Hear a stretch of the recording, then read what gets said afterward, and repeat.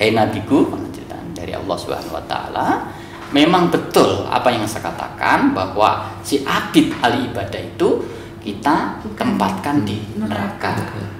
Ketika kita berpuasa, prinsipnya tidak hanya hubungan antara individu sang makhluk ini dengan Tuhannya, tapi juga harus memiliki kepedulian dengan masyarakat, lingkungan.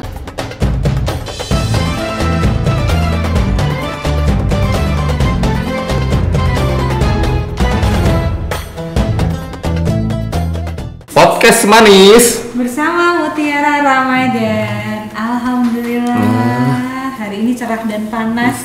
Semoga puasanya kita tetap lancar dan tetap sehat ya. Iya nih. Hari ini kita kedatangan tamu istimewa. Spesial. Apa kabar Pak Rasmin? Alhamdulillah baik, Mbak Uri, Mas Hasan. Saya panggil Mas saja ya ini ya. Iya. Awak muda. Iya benar. Seperti Pak Rasimin juga Pak, masih cocoknya juga Mas. Oh Mas. Bahaya. Ya, tetap awet muda panggil Mas itu ya. Pak Ras itu dulu di Fakultas Dakwah, tapi sekarang bertugas di Fakultas Tarbiyah J, Pak. Iya, betul. Di Fakultas Dakwah dulu beliau Wakil Dekan 3 bidang kemahasiswaan. Bidang kemahasiswaan dan kerjasama. Kemudian bertugas di saat ini di Fakultas Tarbiyah dan Ilmu Keguruan ya Pak? Ya kebetulan kita diberikan tugas baru di Fakultas Tarbiyah dan Ilmu Keguruan sebagai wakil dekan bidang administrasi umum, perencanaan dan keuangan. Ya sebenarnya sama saja sih, di mana saja, pokoknya enjoy saja, dinikmati saja. Insya Allah kita akan merasa ringan kerja di mana saja. Semoga karirnya tetap tambah maju terus Pak. Amin. Kalau yang mendoakan Mas Hasan dan Mbak Uri, semoga kita nanti juga menyusul ya Pak. Ini yang paling penting adalah itu Mas. Ya kalau saya kan sudah tua, sampai belum pernah tua masih. Banyak. Oke, Pak Rasmin ini juga dosen PMI, Pak. Iya, walaupun beliau di Tarbiyah tapi tetap home base-nya di tetap di PMI ya. Pengembangan masyarakat Islam bukan Palang Indonesia loh ya. Apa itu? Pengembangan masyarakat Islam. Benar. Yang coba Pak megang mata kuliah apa nih di PMI? Kalau di PMI yang sekarang ini kita ampu ya kita pegang ya. Kalau dipegang itu kan kayak barang ya. Yang kita ampu itu mata kuliah ilmu sosial biasanya sesuai dengan background pendidikan saya. Oh iya Pak, kita kaitkan ya, kita coba kaitkan nih dengan puasa. Sebenarnya ada nggak sih Pak keterkaitan antara puasa dengan mungkin pengembangan sosial atau mungkin kepedulian sosial gitu Pak? Kalau dalam perspektif ilmu sosial itu sangat terkait sekali kan, karena sebenarnya kalau kita mengkaji tentang ilmu sosial itu kan sebuah ilmu yang mengajari kepada seluruh umat manusia sebagai warga negara untuk memiliki sebuah kepedulian sosial atau memiliki kemampuan adaptasi sosial, komunikasi sosial. Itu sangat terkait sekali saya pikir itu. Ya kalau dikaitkan dengan puasa ini perlu kita kita kasih bocoran itu ya. Puasa itu kan prinsipnya sebenarnya adalah sebuah bulan yang sangat istimewa karena di situ terjadi sebuah perubahan aktivitas dari berbagai aspek kehidupan ya. Betul. Mulai dari makan gitu kan, bekerja, bahkan jadwal tidur juga diatur gitu. Ini yang disebut dengan istilah bulan yang istimewa. Jadi karena semua aspek kehidupan itu terjadi sebuah perubahan paradigma di dalam prosesnya. Ini yang paling yang sering terjadi. Oleh sebab itu ketika dikaitkan dengan ilmu sosial, disitulah terjadi sebuah penataan kehidupan dalam kehidupan sosial. Ini kaitannya adalah seperti itu.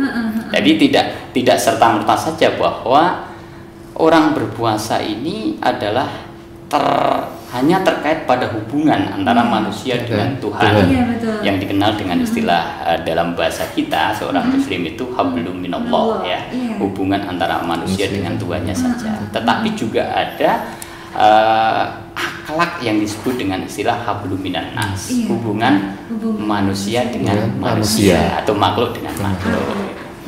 Itu begitu. Berarti ya. ada keterkaitan ya Pak Ada antara puasa keterkaitan dengan hubungan sosial, hubungan sama sosial. hubungan dengan Allah sebenarnya. Tapi mungkin bisa diperinci nih Pak. Ibaratnya kita melihat puasa dengan keterkaitan hubungan sosial tadi, apa saja yang bisa kita ambil atau harus kita lakukan dalam poin-poin sosial ini gitu. Oh iya, saya sebelumnya akan bercerita sedikit ini. Boleh. Kalau kita pernah membaca sebuah cerita, ceritanya ini konon ceritanya ya, ada cerita singkat yang dilakukan oleh Nabi Musa ketika beliaunya mau menerima apa namanya wahyu gitu ya. Ketika dia melakukan sebuah perjalanan, ya, ini perjalanan panjang gitu kan, perjalanan panjang. Di dalam catatan sederhananya itu dulu melakukan perjalanan di Gunung Tursina gitu ya, yang biasa orang mengenal Gunung Sina gitu ya. Di tengah perjalanan Nabi Musa itu ketemu seorang abid. Paham nggak abid? Abid itu bukan teman kita, bukan. Abid itu seorang ahli ibadah. Seorang ahli ibadah yang sedang beruzlah. Itu apa namanya? Bukan bertapa ya, tapi apa ya? Iya, kalau dalam bahasa Jawa itu bertapa. Bertapa yang mencoba untuk menghindari dari keramaian kota. Gitu. Ada sebuah cerita begitu. Kemudian karena seorang abidnya itu melihat Nabi Musa yang sedang berjalan untuk bertemu dengan Allah itu kan, Allah Subhanahu wa taala. Kemudian dia bertanya, "Ya Musa," kata-katanya, "coba pasti Anda akan ketemu dengan Allah itu kan. Coba tanyakan di surga keberapa nanti saya ditempatkan." Gitu kan, karena dia seorang ahli ibadah itu ya, seorang ahli ibadah. Kemudian langsung tanya karena Nabi Musa mau ketemu Allah jadi dia tipe pertanyaan gitu Pak ya. Untuk menanyakan, karena seorang ahli ibadah itu kan belum tentu dia bisa tanya kepada langsung kepada Allah. Ini dia titip kepo kepada Nabi Musa itu agar menanyakan, karena dia seorang ahli ibadah yang sudah meninggalkan keramaian kota itu. Besok ketika dia sudah di alam sana, di akhirat, itu ditempatkan pada neraka keberapa. Saya penasaran sama jawabannya Pak. Nah, kemudian ketika Nabi Musa itu ketemu Allah Subhanahu wa taala, langsung bertanya, "Ya Allah, ketika saya melakukan perjalanan tadi ketemu hambamu," katanya. Dia ahli ibadah. Kemudian besok itu ditempatkan kepada surga yang keberapa ya Pak? Apa jawaban yang sangat mengejutkan buat Nabi Musa? Ternyata jawaban Allah kepada Nabi Musa, besok akan saya tempatkan di neraka. Nah, sudah barang tentu kaget kan itu kan? Kaget ini Nabi Musa, orang ahli ibadah kok ditempatkan yang titik pertanyaan tadi terlalu pede benar. Terlalu pede, karena Nabi Musa juga sempat menjawab, "Apa yang menjadi alasan Anda? Kok sampai yakin bahwa Anda itu ditempatkan di surga?" Nah, kemudian seorang abid ini menjawab itu, "Ya Musa, itu saya ini sudah beribadah selama 40 tahun. Nah, gitu, 40 tahun hanya untuk berzikir kepada Allah Subhanahu wa taala. Saya tidak makan kalau tidak ada daun yang jatuh, gitu. Tidak ada daun yang jatuh dia tidak makan, dan saya juga tidak ada minum ketika tidak ada air hujan yang turun. Maka dengan itulah saya yakin bahwa saya akan ditempatkan di surga Allah Subhanahu wa taala." Nah, ini ceritanya kayak gitu Mas, sehingga menjadi sebuah keyakinan abid ini karena dia sudah beribadah selama 40 tahun. Kemudian sehari-hari waktunya digunakan untuk berzikir dan bahkan sama sekali konon ceritanya dia tidak melaksanakan dosa. Nah, Oke. gitu kan. Tapi Allah berkata lain. Allah berkata lain ternyata tuh. Dia tidak menempatkan si Abid ini di surga, tapi di justru neraka. malah ditempatkan di Di neraka. neraka. Nah, kemudian kekagetan Musa ini akhirnya menjadi apa? Renungan. Kok bisa orang ahli ibadah kok ditempatkan di neraka? Kemudian setelah Musa selesai ketemu Allah, mendapatkan wahyu, kemudian dia pulang berjalan. Nah, Ketemu lagi. Iya. perjalanan ketemu lagi, ditanya oleh Abid, ya Musa, sudahkah engkau bertanya kepada Allah ditempatkan ke surga keberapa saya? Nah, kemudian Nabi Musa menjawab, sabar umatku, sabar umat. Kamu tidak ditempatkan di surga, tapi ditempatkan di neraka. Oh, iya. Maka kaget nih si Abid, lu kok bisa saya ditempatkan di neraka? Bukankah sudah menjadi jaminan kalau orang beribadah itu Surga. surga, gitu kan? Akhirnya si Abidnya protes. Coba tanyakan sekali lagi. Barangkali salah dengar ini Musa nih. Musa dikatakan salah mendengarkan, gitu kan? Salah mendengarkan. Masa orang ibadah ganjarannya kok neraka? Ini Musa pasti salah dengar ini. Sekelas Nabi bisa didikte sama umatnya. Didikte sama umatnya. Jadi umatnya seakan-akan mendikte ini sama. Akhirnya Musa kembali lagi meyakinkan, memantapkan apakah Nabi Musa itu salah dengar atau betul-betul bahwa itu ganjaran dari Allah terhadap Abid tadi, orang yang ahli ibadah. Akhirnya datang lagi beliaunya ketemu Musa ini ketemu Rasul Allah Subhanahu wa taala. Ya Tuhan kami, apakah saya ini salah dengar atau memang itu ganjaran buat si Abid ini? Kemudian Allah berkata kepada Musa, "Hei nabiku," dari Allah Subhanahu wa taala, memang betul apa yang saya katakan bahwa si Abid ahli ibadah itu kita tempatkan di neraka. Nah, gitu kan. Kemudian karena sudah mantap bahwa itu adalah dari Allah, kemudian dia pulang. Melakukan perjalanan lagi gitu. Ketemu lagi. Ketemu lagi tanya. Kemudian si Abid tanya kepada Musa, "Gimana Musa? Apakah betul kami ditempatkan di neraka?" Kemudian Musa alaihissalam itu menjawab, "Betul bahwa tempatmu adalah di neraka." Itu walaupun terjadi kegelisahan di pikiran. Mengapa demikian? Karena ternyata kata Musa bercerita bahwa umatmu ini dia selama 40 tahun itu tidak berpikir. Dan jadi katanya dia beribadah. Tidak, ya walaupun pengakuannya adalah beribadah, dan dikatakan bahwa umatmu tidak berpikir dan tidak. Tapi umatmu itu adalah sedang melarikan diri dari kepedulian sosial. Nah, dia tidak peduli dengan masyarakat yang ada di lingkungannya. Dia melarikan diri, tidak mau menanggung risiko terhadap persoalan-persoalan yang dialami oleh masyarakat.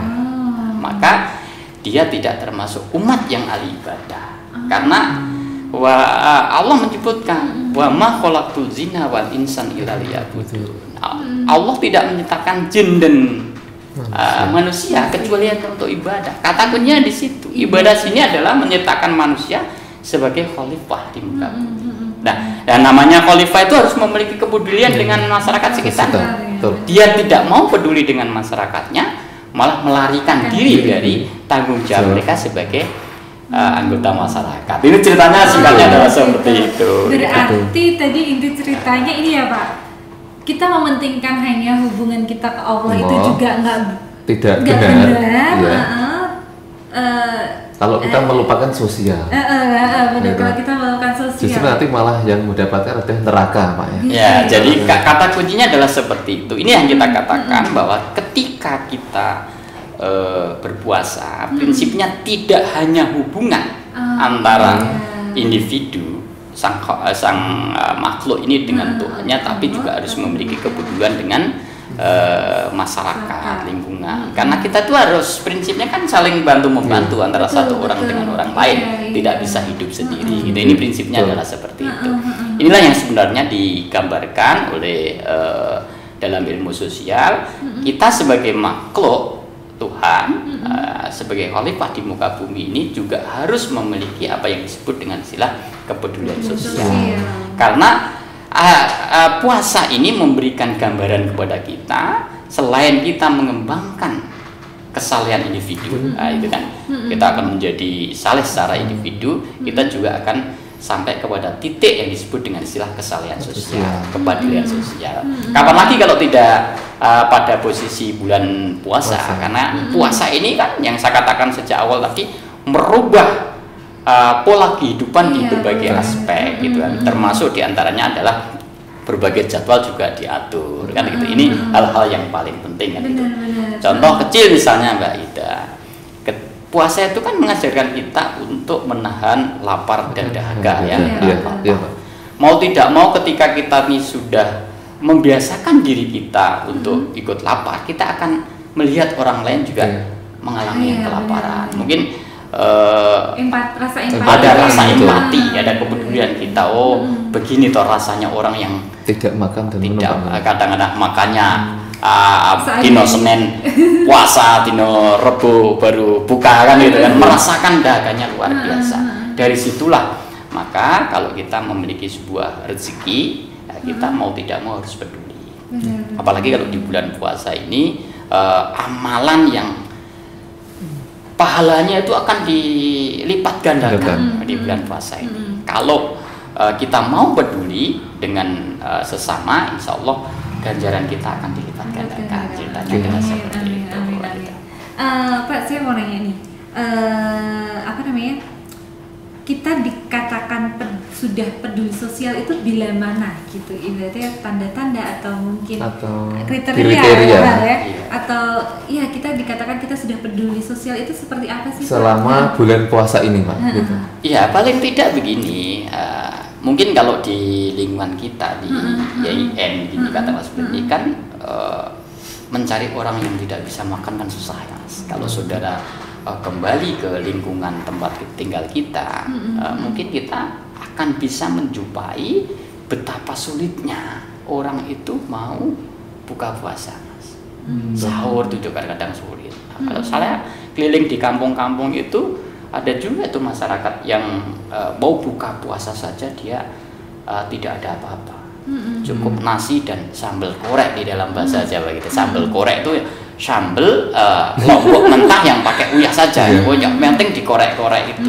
Nah, kalau kita ini paling tidak bisa membantu kesusahan yang dialami oleh masyarakat Muslim sudah barang tentu, ini juga walaupun sederhana saja, katakanlah kita mau bisa membagi satu bungkus kolak gitu ya. Ada kolak enggak ya? Sampai kenal kolak enggak? Oh iya tahu, minuman yang manis itu. Minuman yang manis. Kolak, tahu di sini kolak durian. Itu satu bungkus saja, walaupun kecil, bagi mereka yang kita bagikan yang katakanlah dia hanya buka puasa dengan sambal korek itu, bahagianya luar biasa. Ndongone wis tenanan Mas ini. Kalau sampean bercita-cita jadi orang yang hebat itu, kalau sudah didoakan sama orang yang begitu itu makbul sekali itu.